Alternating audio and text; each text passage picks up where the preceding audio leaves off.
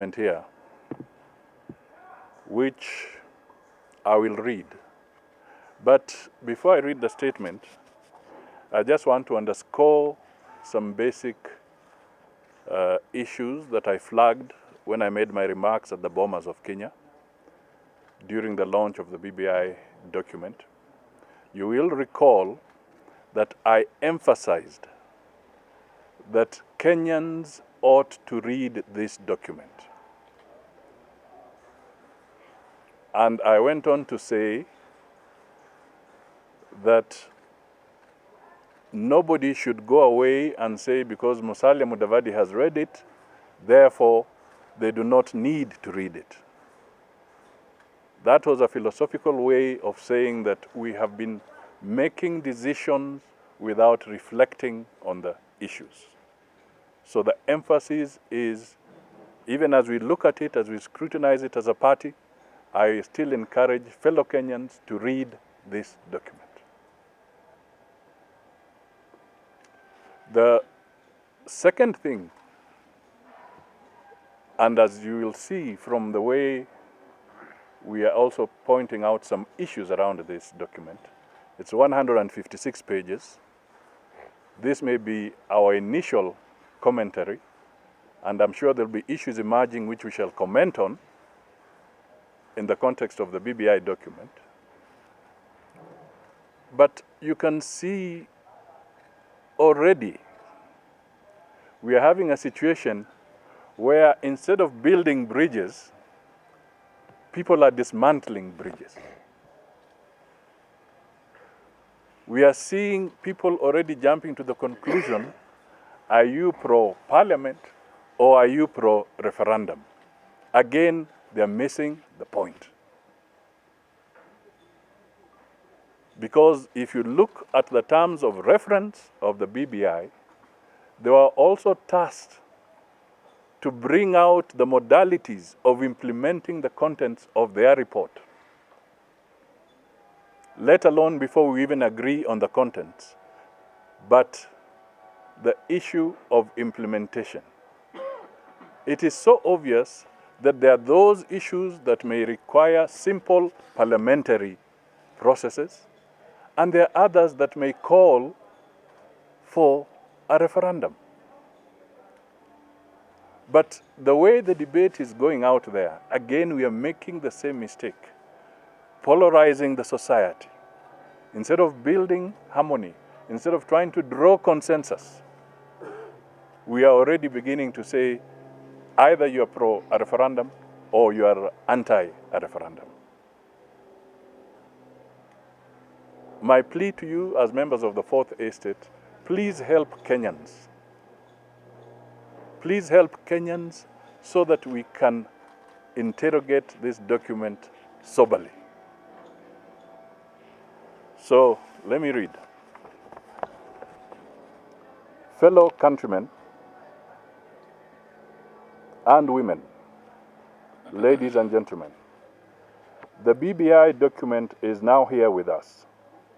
As I said during the launch of the BBI at Bomas of Kenya recently, as Kenyans, we need to make very serious decisions for our country now going forward.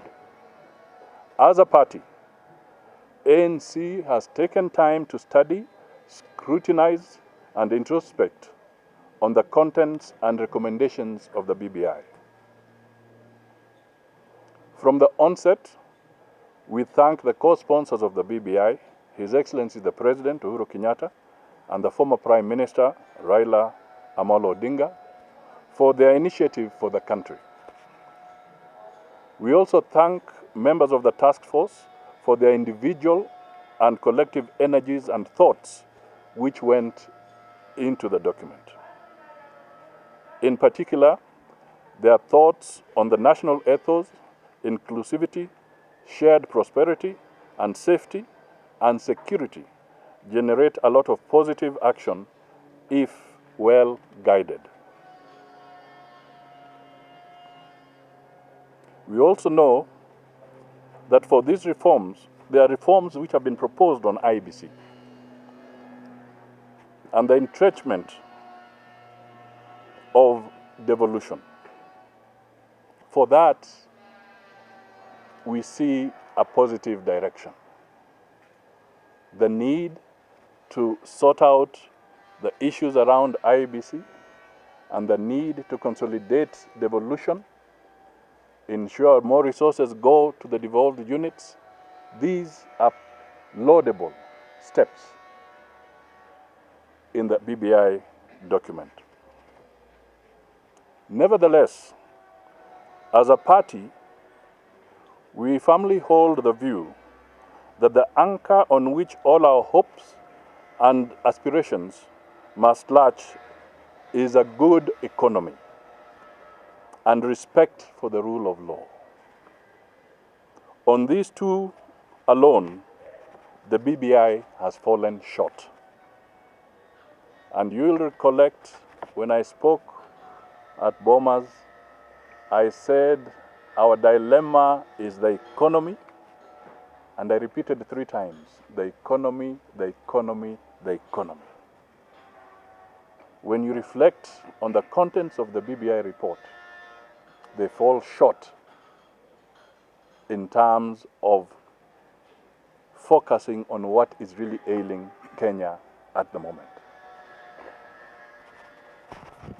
The BBI has many recommendations, most of which are not novel at all, as they are to be found in our existing legal and policy documents and frameworks. Basically, to a large extent,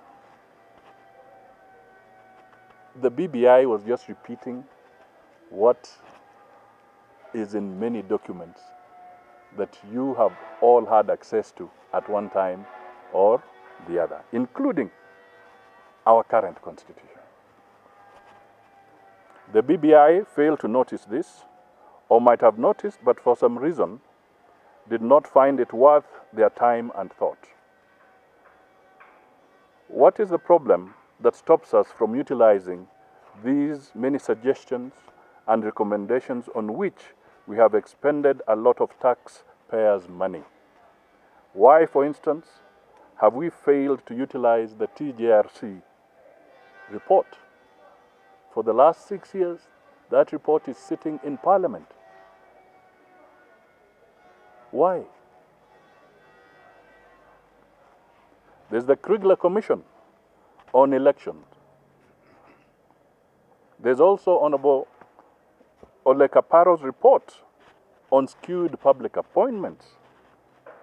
Some of you may have already seen this. Before Kaparo left, he had his report for the National Cohesion document. And it shows you how skewed public appointments are. It's there. How people line up and you just divide and say how and how and that's it. He even gave numbers in his document. I wish to draw you back to his report. There's of course the Ndungu land report. Lack of respect for the rule of law has made it nearly impossible for us to pick and act on these and many others. The BBI failed to lead the country into a face-off with our rough past as a country. Why have we refused to be bold and courageous in admitting our wrongs and forgiving each other genuinely? I'll be a little bit musical here. As Lucky Dube says in one of his lyrics, if the cats and dogs have forgiven each other, why can't we? Nelson Mandela said, nobody is born hating another. We have been taught to. And as a country, we are busy teaching our children to hate and discriminate. Our solution as a country must lie in a genuine admission of the mistakes of our past leaders and of our own, forgive ourselves genuinely, and agree to start a new united, transparent, fair, and progressive Kenya. This is the missing thread in the BBI document. The problem is not the law. The problem is our individual character as leaders and Kenyans. We, the leaders, must lead the way. Sadly, we aren't, and the BBI has not helped us entirely. The recommendation to change the architecture of the executive does not offer the solution to our problems. If the intention is to create checks and balances so as to enhance good governance and democracy, nothing could be further from the truth than this. In practical terms, what these proposed amendments are likely to achieve is a more buttressed imperial presidency, a lame duck prime minister whose real rank and clout is even lower than that of a cabinet minister. Is that the homegrown solution as described by BBI? This prime minister is even weaker than the prime minister under the Grand Coalition arrangement, the one being envisaged in this document. Yaani ni mbaya hata kushinda ile serikali ya nusu mkate.